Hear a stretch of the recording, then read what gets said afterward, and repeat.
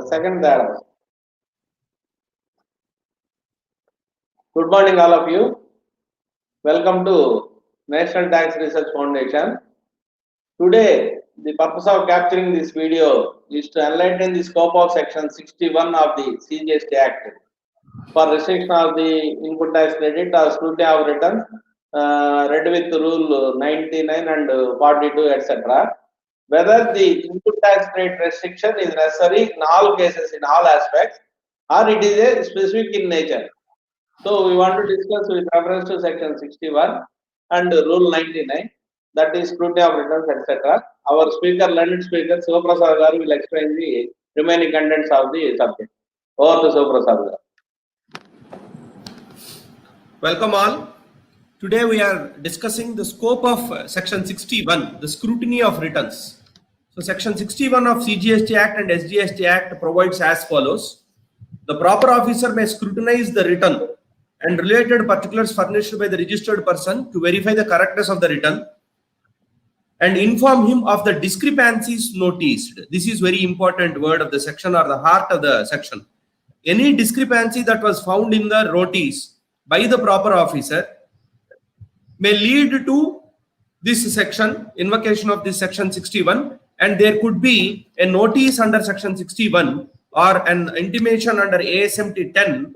ASMT 10 is a notice. So then the proper officer may issue an ASMT 10 notice and call for the details for this discrepancy.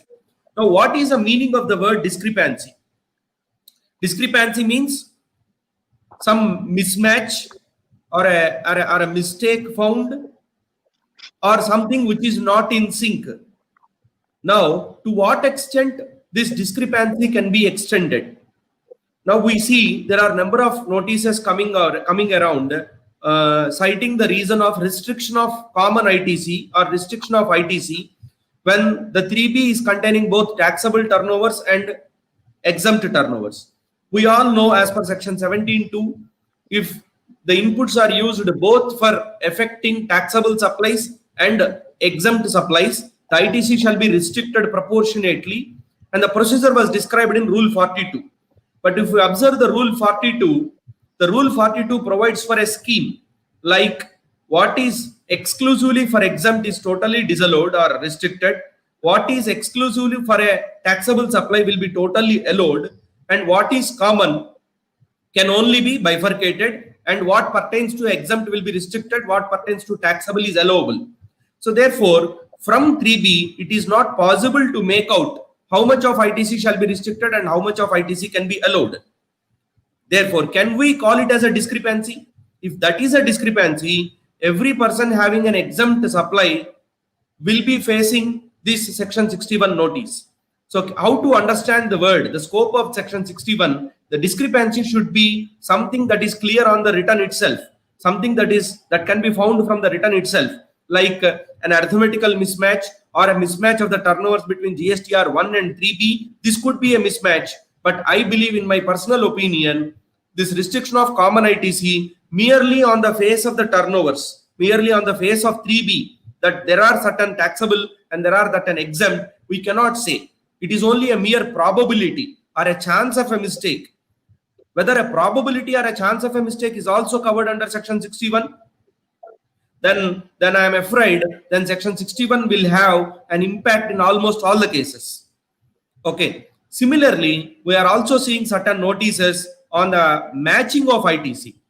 Okay. The dealer is called upon to match the ITC with the GSTR 2A. There are a lot of ITC that will not come through 2A.